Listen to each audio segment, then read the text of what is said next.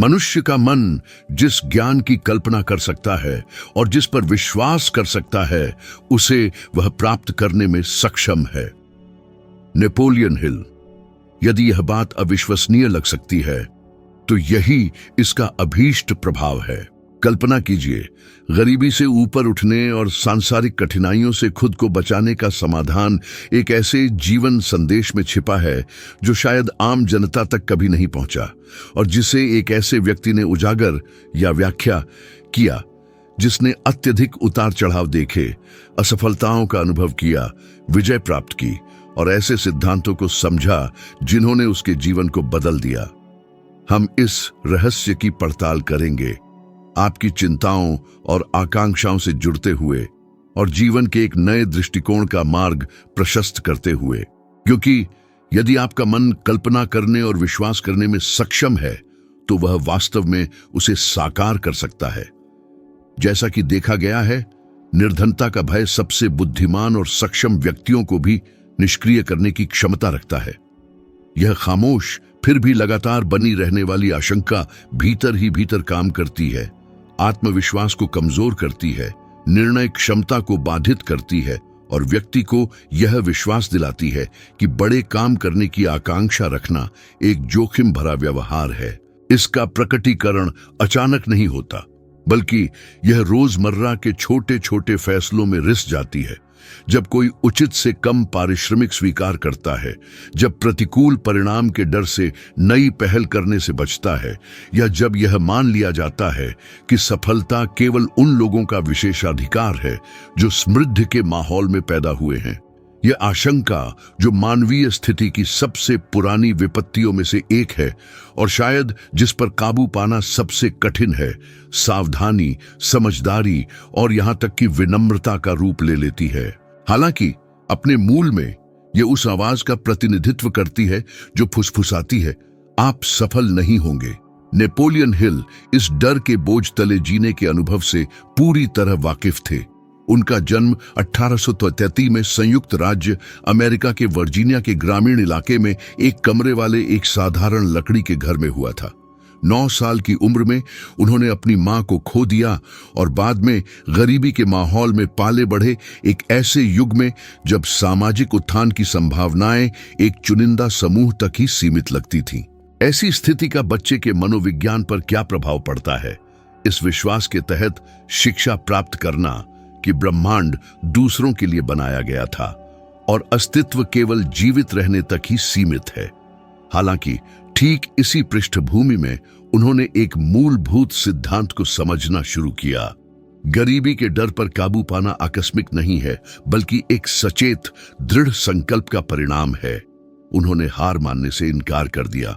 नियत लगने वाले भविष्य को स्वीकार करने के बजाय उन्होंने खुद को लेखन, सफल व्यक्तियों के अध्ययन और एक ऐसे प्रश्न के उत्तर खोजने में समर्पित कर दिया जिसने उन्हें पूरे जीवन भर मार्गदर्शन किया। क्यों कुछ लोग सफल होते हैं जबकि अन्य नहीं, भले ही वे एक ही शुरुआती बिंदु से शुरू करें? यह जांच उनके काम का स्तंभ और इस बात को समझने का आधार बनी कि संज्ञानात्मक प्रक्रियाएं वास्तविकता को कैसे आकार देती हैं। हिल ने देखा कि गरीबी की स्थिति अक्सर वित्तीय दायरे तक सीमित नहीं होती, बल्कि मुख्य रूप से मन में निवास करती है। जिस तरह से व्यक्ति यह देखता है कि क्या संभव है। अब विचार करें, कितनी बार आपके कार्यों को उस थोड़े से धन को खोने के डर से रोक दिया गया है जो आपके पास है? कितनी अवधारणाएं इसलिए अलमारियों में पड़ी रहीं क्योंकि कुछ नया करने का प्रयास अत्यधिक साहसी लगता था? यह देखकर कौतूहल होता है कि जब कोई व्यक्ति वित्तीय संसाधनों की कमी को लेकर आशंका व्यक्त करता है, तो विरोधाभासी रूप से वह ठीक वही आकर्षित करता है जिससे उसे डर लगता है। यह घटना रहस्यवाद नहीं, बल्कि मानवीय व्यवहार है। तंत्रिका विज्ञान दर्शाता है कि मस्तिष्क डर पर आत्म सुरक्षा क्षेत्रों को सक्रिय करके प्रतिक्रिया करता है और परिणाम स्वरूप रचनात्मक और रणनीतिक केंद्रों को अवरुद्ध कर देता है। दूसरे शब्दों में, जब कोई नुकसान के डर के वश में होता है तो तर्क करने की क्षमता सचमुच कम हो जाती है। इसी कारण से कमजोर वित्तीय परिस्थितियों वाले व्यक्ति अक्सर ऐसे निर्णय लेते हैं जो उन्हें और भी प्रतिकूल स्थितियों में ले जाते हैं, बौद्धिक कमी के कारण नहीं बल्कि अत्यधिक भय के कारण। नेपोलियन हिल ने इस संबंध में एक उल्लेखनीय प्रासंगिकता का व्यक्तिगत प्रसंग सुनाया। अपनी युवावस्था के दौरान उन्हें एंड्रयू कार्नेगी का साक्षात्कार करने का अवसर मिला, जो एक प्रमुख स्टील उद्योगपति और इतिहास के सबसे धनी व्यक्तियों में से एक थे। कार्नेगी ने एक ऐसा उद्यम प्रस्तावित किया जिसने हिल के जीवन पथ को बदल दिया। व्यक्तियों को सफलता दिलाने वाले सिद्धांतों का अध्ययन करने के लिए 20 साल समर्पित करना। हिल ने चुनौती स्वीकार कर ली, हालांकि किसी भी वित्तीय सहायता के बिना, केवल अपनी दृढ़ता पर भरोसा करते हुए। दशकों के एक काम को स्वीकार करने पर विचार करें, बिना किसी वापसी की गारंटी के, ऐसे समय में जब बुनियादी जरूरतें भी मुश्किल से पूरी हो रही थीं। ऐसा आचरण विचारहीन दुस्साहस नहीं है, बल्कि एक सुदृढ़ विश्वास है। यह गरीबी के डर का विलोम है। वह समझ गए थे कि यदि वह आदर्श परिस्थितियों के संगम की प्रतीक्षा करता तो वह कभी भी इस कार्य को शुरू नहीं कर पाता। अब विचार करें, अभाव के डर ने किन आकांक्षाओं को आपको टालने पर मजबूर किया है? क्या यह एक पेशेवर बदलाव है, एक नया उद्यम, या एक अत्यंत महत्वपूर्ण संवाद? यह आशंका जितनी समझी जाती है उससे कहीं अधिक व्यापक है। अमेरिकन साइकोलॉजिकल एसोसिएशन के शोध के अनुसार लगभग 70% व्यक्ति रिपोर्ट करते हैं कि वित्तीय मुद्दे तनाव के प्राथमिक स्रोतों में से एक हैं, जो व्यक्तिगत कठिनाइयों को भी पीछे छोड़ देते हैं। और जब वित्तीय तनाव स्थापित होता है तो इसके प्रभाव मौद्रिक दायरे तक सीमित नहीं रहते। यह आत्मछवि, शारीरिक कल्याण और यहां तक कि सामाजिक संबंधों को भी प्रभावित करता है। यह एक दुष्चक्र बनाता है। व्यक्ति खुद को फंसा हुआ, थका हुआ, समाधान की कोई उम्मीद न होने वाला महसूस करता है। जितनी तीव्रता से वह ऐसी भावनाओं का अनुभव करता है, उतनी ही दृढ़ता से वह खुद को परिदृश्य को बदलने में असमर्थ होने के लिए मना लेता है। हालांकि हिल ने एक विरोधी दृष्टिकोण प्रस्तावित किया। परिस्थितियों में सुधार की प्रतीक्षा करने के बजाय कार्य करने की, उन्होंने सक्रिय रूप से कार्य करने की आवश्यकता पर बल दिया ताकि परिस्थितियां बदल सकें। मानो वह कह रहे हों, गरीबी का डर लक्षण है, कारण नहीं। जड़ व्यक्ति की अपने बारे में धारणा और उसके अपने मूल्य में विश्वास की गहराई में निहित है। यदि कोई व्यक्ति यह मानता है कि उसके पास योगदान करने के लिए कुछ है, कि वह मूल्य बना सकता है, कि वह सीख सकता है और प्रगति कर सकता है, तो डर का प्रभाव कम होने लगता है। उन्होंने दोहराया कि हर प्रतिकूलता अपने आप में एक समान लाभ की क्षमता रखती है, और यह केवल एक सुखद दावा नहीं है, यह एक मनोवैज्ञानिक सिद्धांत है। घटनाओं की पुनर्व्याख्या करके भावनात्मक प्रतिक्रिया बदल जाती है और परिणाम स्वरूप व्यवहार पैटर्न भी। गरीबी तब एक अपरिहार्य बोझ नहीं रहती और एक ऐसे प्रोत्साहन में बदल जाती है जो व्यक्ति को जीवन के एक नए दृष्टिकोण के लिए प्रेरित करती है। उन व्यक्तियों को देखें जिन्होंने अभाव पर काबू पाया। उनमें से कई के पास आपके पास वर्तमान में उपलब्ध संसाधनों से अधिक नहीं था। महत्वपूर्ण अंतर उनके प्रतिक्रिया करने के तरीके में था। जबकि कुछ पीछे हटते हैं, अन्य आगे बढ़ते हैं। जबकि कुछ प्रतीक्षा करते हैं, अन्य कल्पना करते हैं। हो सकता है कि इस जीवन संदेश में छिपा रहस्य धार्मिक न हो, बल्कि प्रतीकात्मक हो। कुछ ऐसा विश्वास करने की क्षमता को जगाने का आह्वान जो डर से परे हो। यदि निर्धनता का डर वह दुर्भाग्य है जो आपको कमजोर करता है, तो उद्देश्य वह ढाल है जो आपको बचाता है। और ठीक इसी बिंदु पर काया पलट शुरू होता है, क्योंकि जब एक स्पष्ट इरादा स्थापित हो जाता है, एक ऐसा कारण जिसके लिए किसी भी प्रतिकूलता का सामना करना उचित हो, तो डर अपना प्रभुत्व खो देता है। जो प्रश्न बना रहता है वह यह है, आप कब तक डर को अपने निर्णयों को निर्देशित करने देंगे? क्या यह हिल के आचरण का अनुकरण करना और यह निर्धारित करना उचित नहीं होगा कि गरीबी आपकी अंतिम नियति नहीं होगी, बल्कि केवल आपके उत्थान का प्रारंभिक बिंदु होगी?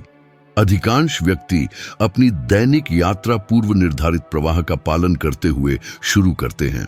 वे काम करते हैं, वित्तीय दायित्वों का निपटान करते हैं, शिकायतें व्यक्त करते हैं, अधिक धन की आकांक्षा रखते हैं, लेकिन शायद ही कभी सवाल करते हैं, ऐसे कार्यों का उद्देश्य क्या है। ऐसा लगता है मानो वे बिना पतवार वाली नाव में हों, जिससे दिनचर्या की धाराएं उनकी दिशा निर्धारित करती है। नेपोलियन हिल इस स्थिति को एक स्पष्ट उद्देश्य से रहित अस्तित्व कहते थे। उन्होंने दावा किया कि जो सफल होते हैं और जो भटक जाते हैं, उनके बीच का अंतर ठीक इसी पहलू में निहित है। विजेता अपने गंतव्य का ज्ञान रखते हैं, जबकि बाकी बस चलते रहते हैं। सबसे दिलचस्प बात यह है कि दिशा का यह अभाव आकांक्षा की कमी से नहीं, बल्कि स्पष्टता की कमी से आता है। हर कोई समृद्ध होना चाहता है, लेकिन बहुत कम लोग ठीक ठीक समझते हैं कि ऐसी आकांक्षा का उनके लिए क्या अर्थ है। जब हिल ने संयुक्त राज्य अमेरिका के दिग्गजों के साथ अपनी जांच शुरू की, तो उन्होंने उन सभी में एक सामान्य विशेषता पाई। कोई भी अपने अस्तित्वगत लक्ष्यों की स्पष्ट धारणा के बिना नहीं जागता था। हर किसी का एक विशिष्ट मापने योग्य लक्ष्य होता था, जो जुनून की हद तक होता था। एंड्रयू कार्नेगी का लक्ष्य एक ऐसे उद्योग का निर्माण करना था जो राष्ट्र में क्रांति ला सके। हेनरी फोर्ड का सपना हर अमेरिकी के गैरेज में एक ऑटोमोबाइल पहुंचाना था। थॉमस एडिसन की आकांक्षा थी कि वे पूरे विश्व को प्रकाशित करें। हिल ने समझा कि मानव मन को स्पष्ट उद्देश्य की आवश्यकता होती है, जैसे शरीर को ऑक्सीजन की। इसकी अनुपस्थिति में वह अवरुद्ध हो जाता है। अपने चिंतन को अपनी ओर मोड़ें। यदि कोई आपसे आपके वर्तमान वित्तीय उद्देश्य के बारे में पूछे, तो क्या आप सटीक उत्तर दे पाएंगे, या आप कुछ सामान्य बातें कहेंगे, जैसे मैं एक अधिक समृद्ध जीवन चाहता हूं, या मैं अधिक आय अर्जित करना चाहता हूं। ऐसी इच्छाएं वैध हैं, लेकिन मन को प्रेरित करने के लिए उनमें स्पष्टता की कमी है। यह एक खाली समुद्री नक्शे के साथ यात्रा करने जैसा है। हिल ने निर्देश दिया कि उद्देश्य विस्तृत, मापने योग्य और गहरी प्रेरणा वाला होना चाहिए। केवल यह कहना पर्याप्त नहीं है कि मैं वित्तीय संसाधन चाहता हूं। यह घोषित करना अनिवार्य है, मैं 2 वर्षों में $50,000 जमा करना चाहता हूं, क्योंकि यह उपलब्धि मुझे उन गतिविधियों के लिए समय समर्पित करने की स्वायत्तता प्रदान करेगी जिन्हें मैं महत्व देता हूं, और मेरे परिवार के लिए स्थिरता सुनिश्चित करेगी। यह क्यों है जो इरादे को पोषित करता है। इसकी अनुपस्थिति में कोई भी बाधा हार मानने को प्रेरित कर सकती है। अभाव का भय, जैसा कि चर्चा की गई है, दिशाहीनता को बढ़ावा देने में आनंद लेता है, क्योंकि जो व्यक्ति अपनी मंजिल नहीं जानता, वह किसी भी रास्ते को स्वीकार कर लेता है जिसमें ठहराव का रास्ता भी शामिल है। इसलिए उद्देश्य ही इसका समाधान है। यह व्यक्ति को कार्रवाई के लिए प्रेरित करता है, चिंतन के लिए मजबूर करता है और दृढ़ता से काम करने की चुनौती देता है। हालांकि उद्देश्य सहज रूप से उत्पन्न नहीं होता, इसका निर्माण आत्मज्ञान के माध्यम से होता है। हिल ने अपनी जांच के शुरुआती चरणों में, जब वह स्वयं अपनी मंजिल के बारे में अनिश्चित थे, इस सत्य को जल्दी ही समझ लिया था। वह बताते हैं कि एक तीव्र व्यक्तिगत संकट के क्षण में वह सभी प्रयासों को छोड़ने वाले थे। उन्होंने दिवालियापन प्रक्रियाओं का अनुभव किया था, व्यावसायिक पहलुओं के पतन को देखा था, और अभाव उनके जीवन में फिर से प्रकट हुआ था। कार्नेगी ने प्रस्तावित चुनौती को याद किया, सभी के लिए सुलभ सफलता का एक दर्शन स्थापित करना। यह उद्देश्य उनकी जीवन शक्ति थी। उन्होंने पुष्टि की कि लड़ने का कारण खोजने पर व्यक्ति अपराजेय हो जाता है। उद्देश्य और समृद्धि के बीच सीधा संबंध है। स्टैनफोर्ड विश्वविद्यालय के शोध से पता चलता है कि स्पष्ट उद्देश्य वाले लोग अधिक समझदारी भरे वित्तीय निर्णय लेते हैं, अधिक बचत करते हैं और अप्रत्याशित घटनाओं को प्रभावी ढंग से प्रबंधित करते हैं। ऐसा इसीलिए होता है क्योंकि उद्देश्य आंतरिक सुसंगति उत्पन्न करता है। अपनी दिशा के बारे में जागरूक होने पर उनके कार्य स्वाभाविक रूप से संरेखित होते हैं। व्यक्ति कम आवेगपूर्ण तरीके से खर्च करता है, अधिक ऊर्जा के साथ काम करता है और उन अवसरों को पहचानता है जिन्हें पहले अनदेखा किया गया था। हालांकि उद्देश्य इच्छा नहीं है, इच्छा एक भावना है, उद्देश्य एक प्रतिबद्धता है। इच्छा करना आसान है, प्रतिबद्धता सपने देखने वालों को करने वालों से अलग करती है। हिल ने कई लोगों की विफलता को देखा, उनकी प्रतिभा की कमी के कारण नहीं, बल्कि उनके लक्ष्यों की अस्थिरता के कारण।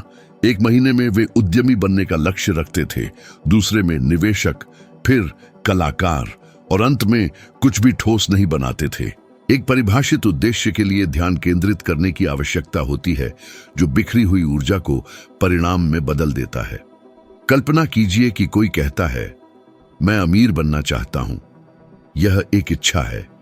अब उस व्यक्ति की कल्पना करें जो घोषित करता है, मैं एक ऑनलाइन व्यवसाय बनाऊंगा जो 12 महीनों में प्रतिमाह $10,000 उत्पन्न करेगा, ताकि विश्व स्तर पर रहने की स्वतंत्रता सुनिश्चित हो सके। यह एक उद्देश्य है। क्या आपको अंतर महसूस होता है? एक अस्पष्ट है, दूसरा ठोस। एक निष्क्रिय है, दूसरा एक कार्य योजना है। हिल ने जोर देकर कहा कि अवचेतन मन एक वफादार सेवक की तरह उस बात पर काम करता है जिसे स्पष्टता और भावना के साथ आदेश दिया जाता है। भ्रमित आदेशों के परिणाम स्वरूप भ्रमित परिणाम होते हैं। हिल से प्रेरित एक शक्तिशाली अभ्यास प्रस्तुत किया गया है। अपने विशिष्ट वित्तीय उद्देश्य को लिखें और उसे प्रतिदिन सुबह और सोने से पहले जोर से पढ़ें। दोहराते समय अपने आप को उस वास्तविकता में जीते हुए देखें, महसूस करें, सुने। यह सरल अभ्यास आत्म सुझाव हिल के दर्शन का एक स्तंभ है। उनका मानना था कि मानव मन तीव्रता से कल्पना की गई चीज और वास्तविक चीज में अंतर नहीं करता है, और जो वह मानता है उसे साकार करने के तरीके खोजता है। आज जो किया जाता है उसे कल जो चाहा जाता है उससे जुड़ा होना चाहिए।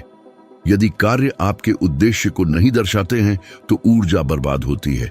समय बर्बाद की गई चीजों को वापस नहीं लाता। सोचिए कि कितने साल बिना संतुष्टि के काम करने में बिताए गए।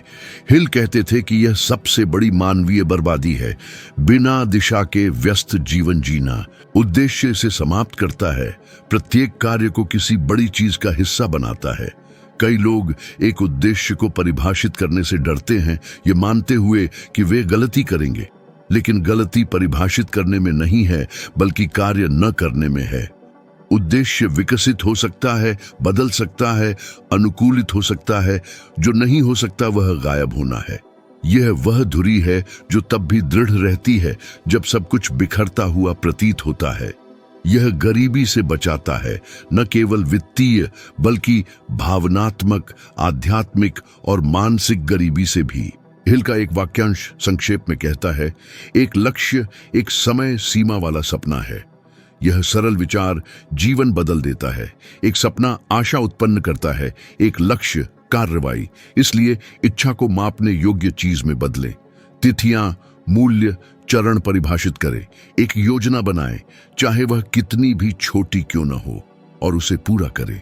भले ही शुरुआती परिणाम छोटे हों, उद्देश्य की स्पष्टता आपको आगे बढ़ाएगी। यदि आपके पास अभी तक कोई स्पष्ट उद्देश्य नहीं है तो एक प्रश्न से शुरू करें, यदि पैसा कोई समस्या न हो तो मैं क्या करूंगा? जवाब तुरंत नहीं आ सकता है, लेकिन यह आपके रास्ते का बीज है। हिल का मानना था कि ब्रह्मांड उन लोगों के पक्ष में षड्यंत्र करता है जो जानते हैं कि वे क्या चाहते हैं। और हालांकि यह कुछ लोगों के लिए आध्यात्मिक लग सकता है, इसका एक वैज्ञानिक आधार है। आधुनिक मनोविज्ञान इसे चयनात्मक ध्यान कहता है। मस्तिष्क उन चीजों को अधिक समझता है जो उसके लक्ष्यों के साथ संरेखित होती हैं। यानी एक उद्देश्य के साथ अवसर वैश्विक परिवर्तन के कारण नहीं, बल्कि इसलिए उत्पन्न होते हैं क्योंकि आप वह देखते हैं जिसे आपने पहले अनदेखा किया था। नेपोलियन हिल ने इसका अनुभव किया। वह दिवालियापन से गुजरे, उनकी आलोचना की गई, उन पर संदेह किया गया, लेकिन वह आगे बढ़ते रहे, एक उद्देश्य से निर्देशित होकर जिसने उन्हें सबसे प्रभावशाली पुस्तकों में से एक लिखने के लिए प्रेरित किया। वह पैसे से प्रेरित नहीं थे, बल्कि लोगों को गरीबी की मानसिक गुलामी से मुक्त करने के मिशन से प्रेरित थे। यह स्पष्टता एक साधारण व्यक्ति को असाधारण में बदल देती है। परिभाषित उद्देश्य वह ढाल है जो विकर्षणों, भय और प्रलोभनों से बचाता है।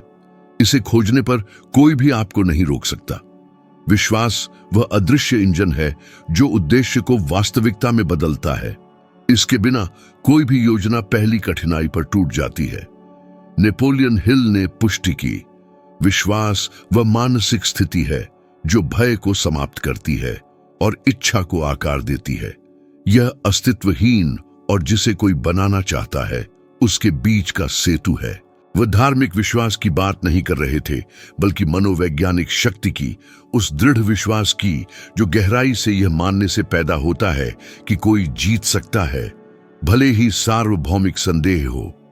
यह गरीबी और दुनिया की बुराइयों के खिलाफ सच्चा कवच है, क्योंकि गरीबी केवल पैसे की कमी नहीं है, बल्कि अपने जीवन को बदलने की अपनी क्षमता में विश्वास की कमी है। जब व्यक्ति स्वयं पर विश्वास खो देता है तो वह सब कुछ खो देता है। यह एक बार में नहीं होता, बल्कि एक धीमी प्रक्रिया में होता है। यह अपनी क्षमताओं पर संदेह करने से शुरू होता है, यह मानने से कि कोई सीखने में असमर्थ है या यह कोशिश करने का समय बीत चुका है। संदेह विनाश का पहला कदम है। हिल कहते थे कि मन एक साथ विश्वास और भय को बनाए नहीं रख सकता, एक दूसरे पर हावी होता है। यह एक सरल फिर भी क्रूर सत्य है। किसी न किसी बिंदु पर प्रत्येक को यह चुनना होगा कि किस आवाज का पालन करना है, वह जो कहती है यह संभव है या वह जो फुसफुसाती है आप असफल होंगे। नेपोलियन हिल का मानना था कि विश्वास विकसित किया जा सकता है।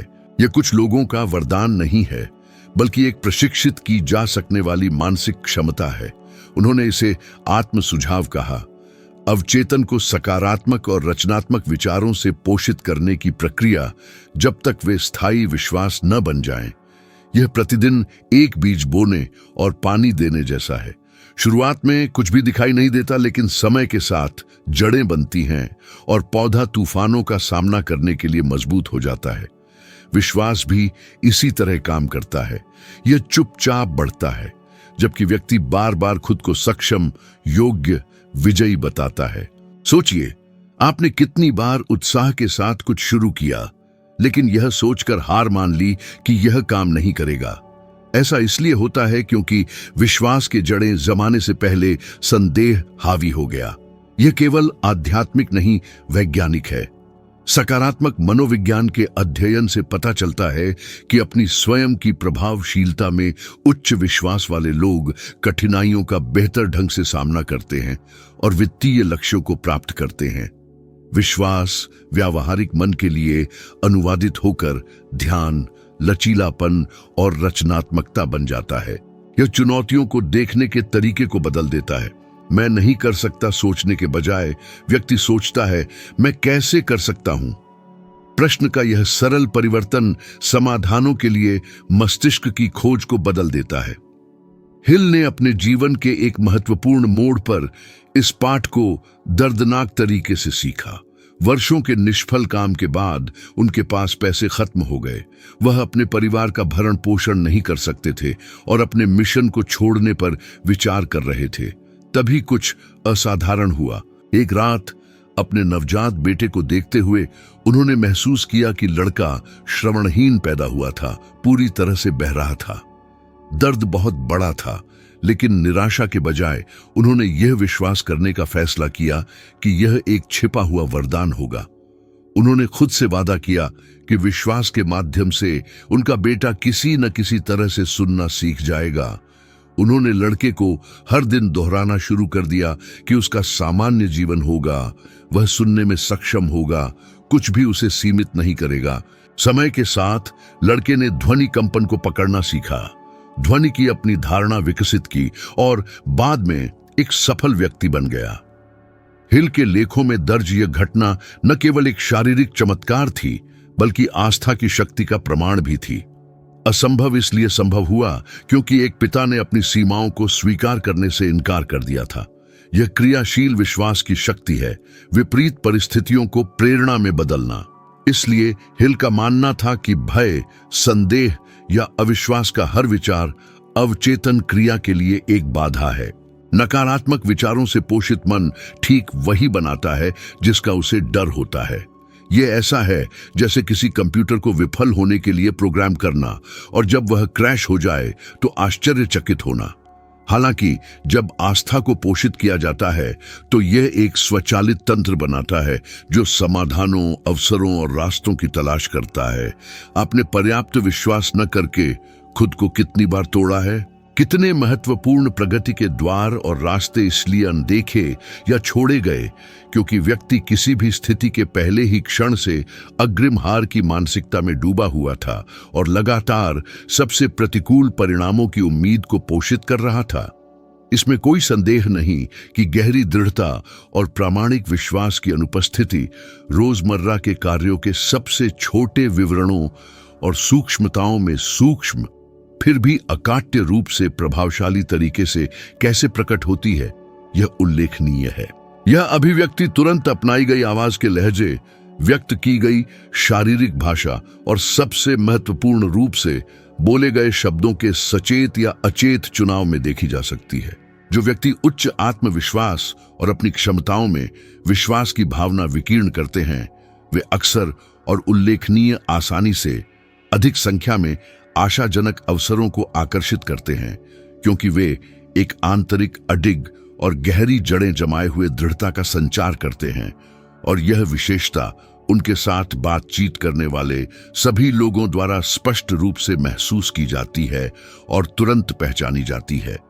इसके विपरीत सिद्धांत भी जीवन के विभिन्न संदर्भों में एक अकाट्य और समान रूप से वैध वास्तविकता के रूप में सत्य सिद्ध होता है। उदाहरण के लिए कमी का व्यक्त और अक्सर लकवाग्रस्त कर देने वाला डर, लंबी हिचकिचाहट और नए कार्यों को करने के लिए साहस और पहल की स्पष्ट अनुपस्थिति के व्यवहार में अक्सर प्रकट होता है। नेपोलियन हिल व्यक्तिगत विकास और सफलता के दर्शन के क्षेत्र में एक व्यापक रूप से मान्यता प्राप्त लेखक और विचारक इस बात पर जोर देते थे कि जो मनुष्य अपनी क्षमताओं और संभावनाओं में एक ठोस और निर्विवाद विश्वास रखता है, वह एक आंतरिक संक्रामक प्रक्रिया द्वारा दूसरों को भी उसमें अपना विश्वास और विश्वसनीयता रखने के लिए प्रेरित करता है। इस मौलिक और गहरे प्रासंगिक कारण से आस्था में स्वाभाविक रूप से संक्रामक प्रकृति होती है। इसमें एक शक्तिशाली कंपन ऊर्जा क्षेत्र उत्पन्न करने की अद्वितीय और आंतरिक क्षमता होती है जो अपने सार और आकर्षण शक्ति के कारण लक्ष्यों की प्राप्ति के लिए अत्यंत अनुकूल परिस्थितियों को आमंत्रित करता है, आकर्षित करता है और उत्प्रेरित करता है। आस्था और लचीलेपन की इस जटिल गतिशीलता का एक प्रतीकात्मक और अत्यधिक शिक्षाप्रद उदाहरण ओपरा विनफ्रे का उल्लेखनीय और प्रेरणादायक सफर है। अत्यंत अभाव और घोर गरीबी की परिस्थितियों में जन्मी, उन्हें दुर्व्यवहार के दर्दनाक अनुभवों, सामाजिक अस्वीकृति की गहरी कड़वाहट और सार्वजनिक अपमान सहित कई गंभीर चुनौतियों और विशाल बाधाओं का सामना करना पड़ा। सभी संभावनाओं और प्रतिकूल परिस्थितियों के लगभग निश्चित विफलता और दुर्गम सीमाओं के मार्ग को इंगित करने के बावजूद उन्होंने दुर्भाग्य द्वारा पूर्व निर्धारित प्रतीत होने वाले भाग्य के आगे झुकने से दृढ़ता से इनकार कर दिया। इसके बजाय अपनी स्वयं की आवाज और व्यक्तिगत दृष्टिकोण के आंतरिक, संभावित और अद्वितीय मूल्य में अपना पूरा विश्वास और अडिग आस्था रखने का विकल्प चुना। उन्होंने आस्था का उपयोग केवल एक अमूर्त अवधारणा या अस्पष्ट आशा के रूप में नहीं किया, बल्कि अपनी व्यक्तिगत वास्तविकता को बदलने वाली एक मूर्त और परिवर्तनकारी प्रेरक शक्ति के रूप में किया। इस प्रकार असाधारण रूप से समकालीन वैश्विक परिदृश्य में सबसे प्रभावशाली और आर्थिक रूप से समृद्ध महिला हस्तियों में से एक के पद तक पहुंच गईं। उनकी प्रेरणादायक और विजयी कहानी अकाट्य रूप से और ठोस सबूतों के साथ प्रदर्शित करती है कि आस्था केवल सिद्धांत या बौद्धिक अटकलों से परे है। वास्तव में यह एक व्यावहारिक मानसिक क्रिया के रूप में स्थापित होती है, जिसे सचेत रूप से निर्देशित और लगन से लागू किया जाता है। जब व्यक्ति अपनी योग्यता और आंतरिक मूल्य में ठोस विश्वास को विकसित और पोषित करता है, तो उसके दैनिक आचरण, निर्णय और दृष्टिकोण में मौलिक और सकारात्मक परिवर्तन आता है। अवसर तब केवल भाग्य, क्षणिक संयोग या आकस्मिक घटना से उत्पन्न नहीं होते, बल्कि उन्हें वहां पहचानने की तीव्र मानसिक तीक्ष्णता से उत्पन्न होते हैं, जहां वे पहले नहीं देखे जाते थे, और उन्हें पूरी तरह से भुनाने की रणनीतिक क्षमता से उत्पन्न होते हैं, क्योंकि ये हमेशा आपके आसपास मौजूद और सुलभ रहे हैं और हमेशा रहेंगे, बस पहचाने जाने की प्रतीक्षा में। इस बिंदु पर एक मौलिक और अपरिहार्य पहलू को उजागर करना अनिवार्य है। किसी भी प्रकार की कार्रवाई से रहित आस्था सार रूप में एकमात्र भ्रम है, एक सारहीन कल्पना। हिल अपनी विशिष्ट अंतर्दृष्टि के साथ इस बात पर जोर देते थे कि किसी बात पर विश्वास करना और साथ ही उस विश्वास के अनुरूप कार्य न करना बिना मिट्टी में उचित बुवाई किए फसल के फल काटने की उम्मीद करने जैसा है। इसलिए सच्ची और वास्तविक आस्था व्यक्ति के दैनिक व्यवहार और आचरण में मूर्त और अकाट्य तरीके से प्रकट होती है। यह तब शक्तिशाली रूप से प्रकट होती है जब ठोस गारंटी या तत्काल परिणामों की अनुपस्थिति में भी दृढ़ता से जोर दिया जाता है, जब उत्पन्न होने वाले डर और आशंका के बावजूद कार्य करने का निर्णय लिया जाता है, और जब अल्पकालिक प्रतिफल या मूर्त परिणामों की अनुपस्थिति में भी कदम दर कदम आगे बढ़ा जाता है। हर जानबूझकर उठाए गए कदम और हर छोटी जीत के साथ आंतरिक विश्वास लगातार मजबूत और समेकित होता है। इस प्रकार उपलब्धि और लक्ष्यों की प्राप्ति का एक सदाचारी और सकारात्मक चक्र पोषित होता है। इसी दृष्टिकोण और इन्हीं सिद्धांतों के माध्यम से आस्था गरीबी और भौतिक अभाव के खिलाफ एक प्रभावी सुरक्षा के रूप में स्थापित होती है। इसलिए नहीं कि यह जादुई रूप से बिना किसी प्रयास के वित्तीय संसाधनों को आकाश से गिरा देती है, बल्कि इसलिए कि यह व्यक्ति के मन को उल्लेखनीय तरीके से मजबूत करती है, ताकि वह दृढ़ता और अडिग संकल्प के साथ तब तक लगा रहे जब तक वांछित परिणाम अंततः प्रकट न हो जाए। एक विशिष्ट और गहराई से परिवर्तनकारी अभ्यास है जिसमें किसी भी व्यक्ति के जीवन अनुभव को पूरी तरह से संशोधित करने की क्षमता है। हर सुबह यह दृढ़ता से सलाह दी जाती है कि व्यक्ति दर्पण के सामने खड़ा हो और जोर से और दृढ़ता से सकारात्मक पुष्टि करे, जैसे मैं सक्षम हूं, मैं समृद्धि और प्रचुरता का हकदार हूं, मुझे अपनी यात्रा और अपने मार्ग पर पूरा विश्वास है। शुरुआती चरण में यह अभ्यास वास्तव में कुछ अजीब या यहां तक कि कृत्रिम और थोपा हुआ लग सकता है, हालांकि यह इस सचेत पुनरावृत्ति के माध्यम से ही है कि सेरेब्रल कॉर्टेक्स अपनी स्वयं की पहचान और क्षमता के बारे में एक नई कहानी को दर्ज करना और आत्मसात करना शुरू कर देता है। बोले गए और सचेत रूप से कहे गए शब्द की अंतर्निहित शक्ति बिल्कुल वास्तविक और मापने योग्य है। इसमें व्यक्ति के अवचेतन में सजीव और शक्तिशाली मानसिक छवियों को अंकित करने की क्षमता होती है, जो बदले में व्यवहार और दृष्टिकोण को महत्वपूर्ण और स्थायी रूप से आकार देती है। नेपोलियन हिल इस अभ्यास को अपनी दिनचर्या में प्रतिदिन उपयोग करते थे और अपने छात्रों और अनुयायियों को भी इसी अभ्यास को लग्न से अपनाने के लिए प्रोत्साहित करते थे। वह सिखाते थे कि सच्ची भावना से ओतप्रोत सकारात्मक वाक्यों की निरंतर पुनरावृत्ति अवचेतन मन को प्रत्यक्ष और अस्वीकार्य आदेश देने के बराबर है, और लगातार मन इन निर्देशों का पालन करता है। अतः उन लोगों के बीच एक पतली और सूक्ष्म विभाजक रेखा है जो लकवाग्रस्त कर देने वाले भय के बंदी और बंधक के रूप में रहते हैं, और उन लोगों के बीच जो आस्था की अटूट शक्ति द्वारा निर्देशित और प्रेरित होकर जीना चुनते हैं। ये महत्वपूर्ण विभाजक रेखा उन शब्दों से लगातार खींची और पुनः परिभाषित की जाती है जिन्हें हम हर दिन खुद से दोहराते हैं, उन आंतरिक आख्यानों से जिन्हें हम बनाते हैं और उन विचारों से जिन्हें हम अपने मन में पोषित करना चुनते हैं। जबकि कुछ व्यक्ति चुनौतियों के सामने मैं नहीं कर सकता कहना पसंद करते हैं, अन्य एक अलग मानसिकता के साथ कहते हैं मैंने अभी तक नहीं किया है लेकिन मैं निश्चित रूप से करूंगा। और यह दृष्टिकोण और परिप्रेक्ष्य में यह मौलिक अंतर ही है जिसमें व्यक्तिगत नियति के मार्ग को मौलिक रूप से बदलने की शक्ति है। ऐसा इसलिए होता है क्योंकि आस्था का उद्देश्य अस्तित्व की समस्याओं और विपरीत परिस्थितियों को समाप्त करना नहीं है, बल्कि व्यक्ति के उन्हें समझने और उनका सामना करने के तरीके को गहराई से बदलना है। जब विश्वास का पोषण किया जाता है और उसे बनाए रखा जाता है तो चुनौतियां, जो पहले अगम्य और बाधक दीवारों जैसी लगती थीं, केवल बाधाएं नहीं रह जाती, बल्कि व्यक्तिगत उन्नति और उत्थान के लिए आवश्यक सीढ़ियों में बदल जाती है।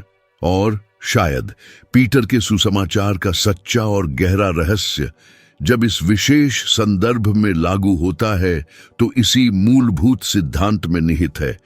ठोस अभिव्यक्ति को वास्तव में देखने से पहले ही दृढ़ता से विश्वास करना।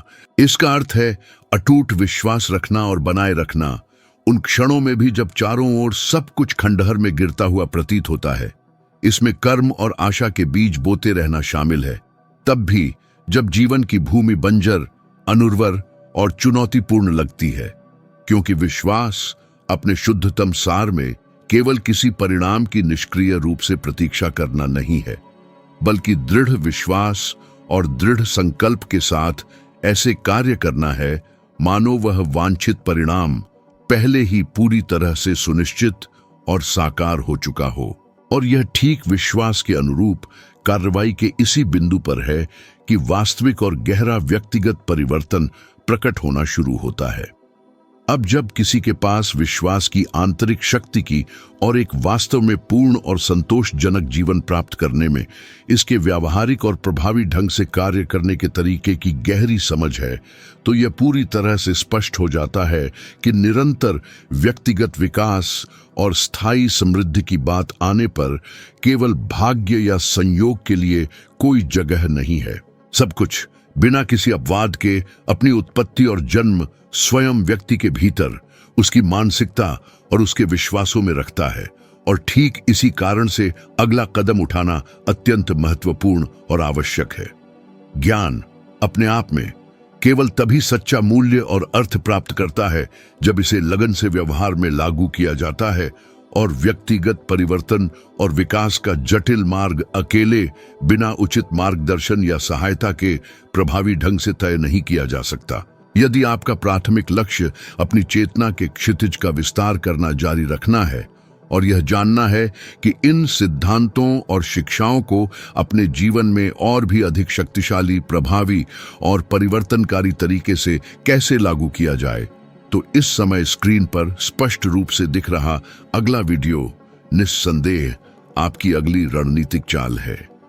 आपको दृढ़ता से सलाह दी जाती है कि बिना किसी हिचकिचाहट के अभी उस पर क्लिक करें और मेरे साथ आत्मखोज और सशक्तिकरण की इस यात्रा को जारी रखें। आप स्पष्ट रूप से समझ पाएंगे कि मेरी यहाँ उपस्थिति केवल सतही रूप से प्रेरित करने का एकमात्र इरादा नहीं है, बल्कि वास्तव में जीवन को बदलने की एक गहरी और सच्ची प्रतिबद्धता है, जिसमें और विशेष रूप से आपका अपना जीवन भी शामिल है। मैं आपको अगले कंटेंट में उत्सुकता से प्रतीक्षा कर रहा हूं, क्योंकि आपका व्यक्तिगत विकास और आपकी प्रगति किसी भी कीमत पर इस बिंदु पर रुक नहीं सकती।